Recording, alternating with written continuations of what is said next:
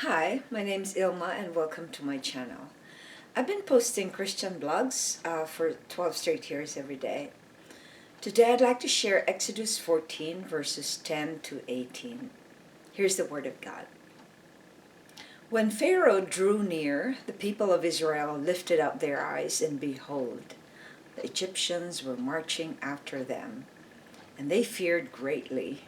And the people of Israel cried out to the Lord.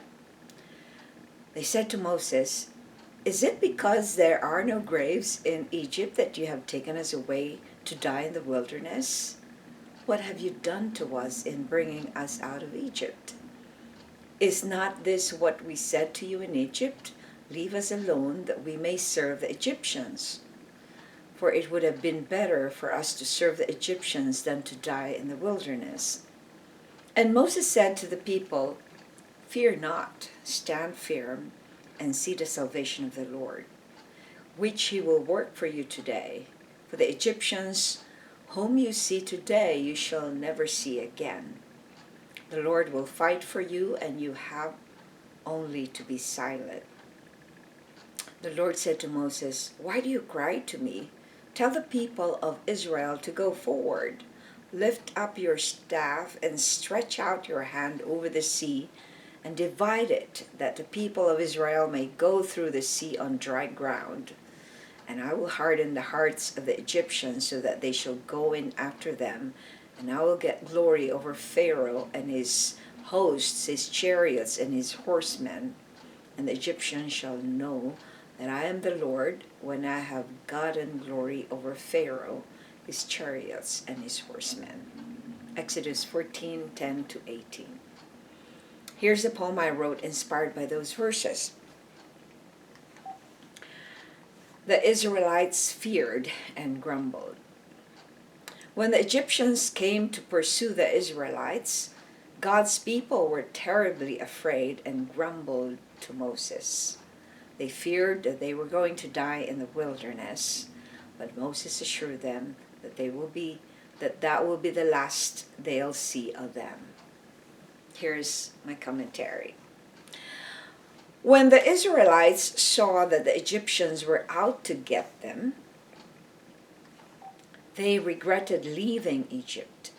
They thought their lives were better off when they were slaves to them because they feared that they would die in their hands. It is very easy for us humans to start grumbling when we feel danger around us, just like these Israelites did. We panic when we don't know what's next to happen in the midst of danger.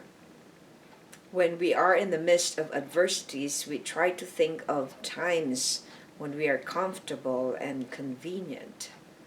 We go back to those times instead of moving forward and depending on where God takes us to. Reflection. How can we avoid panicking and grumbling when we are in the midst of trial? The only way we can do this if we are in constant communion with God through His Word. If we stand on the promises of God and we constantly have our eyes focused on these promises, no matter what happens, no matter what comes in our way, we can stand on the promise and have faith in God. Even though our situations are impossible, we can be assured that God never leaves us nor forsakes us. Here, Moses was saying to them, the Lord will fight for you. That's in verse 14. And you have only to be silent. That's the hardest thing for us humans to do, to not do a thing and let God do it. We always want to have control over things, and most of the time when we want to take control over things we don't know and we don't have control over, we become more fearful. So grumbling usually comes from a lack of faith. When we grumble, we actually do not trust that God knows what He's doing. In this case, He knew what He was doing. It was in His plan to actually have the Egyptians pursue them so that he could kill them in front of their eyes so that they will know that he is the Lord, that he can do anything he wants to do.